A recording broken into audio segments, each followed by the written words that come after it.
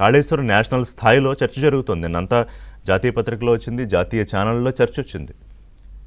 ఇన్ని లక్షల కోట్లు సంబంధించి అవినీతి జరిగింది. దిదన్ చీఫ్ మినిస్టర్ కేసీఆర్ ఆయన మానస పుత్రిక అని చెప్తారు కదా కాళేశ్వరం. అలాగే కాంగ్రెస్ పార్టీకి ఇప్పుడు ఒక అస్త్రంగా మారిందా ఇది పొలిటికల్గా? అంది వచ్చిన అవకాశాన్ని కాంగ్రెస్ పార్టీ ఎందుకు వదులుకుంటుంది?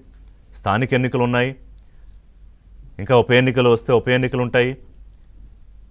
అంటే దీని మీద ఎన్నికలకు ముందే చాలా స్పష్టంగా చెప్పిన కాంగ్రెస్ పార్టీ ఇవాళ ప్రభుత్వంలోకి వచ్చిన తర్వాత ముఖ్యమంత్రి దీనిలో ఎంత కేటగారికల్గా స్టెప్ బై స్టెప్ వెళ్తున్నారంటే, ఏదో రాగానే దీని మీద ఏదో పెట్టి ఎవరిని అరెస్ట్ చేసి అట్లా చేయలేదు.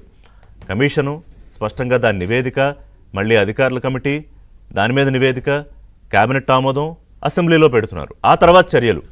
అంటే ఎవరు చూసినా కూడా దీంట్లో రేవంత్ రెడ్డిని జైల్లో పెట్టారు కాబట్టి కేసీఆర్ని జైల్లో పెట్టారు అట్లా లేదు వ్యవహారం.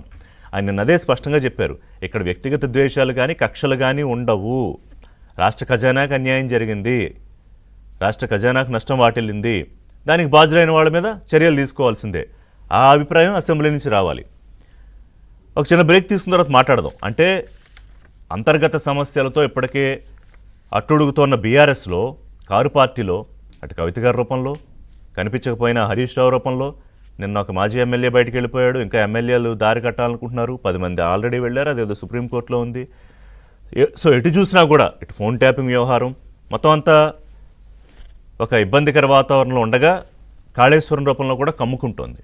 మరి ఏం చేస్తారు బీఆర్ఎస్ నేతలు? వాళ్ళ పవర్ పాయింట్ ప్రజెంటేషన్ పెడుతున్నారు. హరీష్ రావు ఏం చెప్తారో చూద్దాం. ఎందుకంటే స్పష్టంగా నివేదిక చెప్పింది, ఇది ప్రభుత్వం వండివార్చిన నివేదిక కాదు, ఒక జ్యుడిషియల్ కమిషన్ ఇచ్చిన నివేదిక. మరి దాని మీద ఇవాళ హరీష్ రావు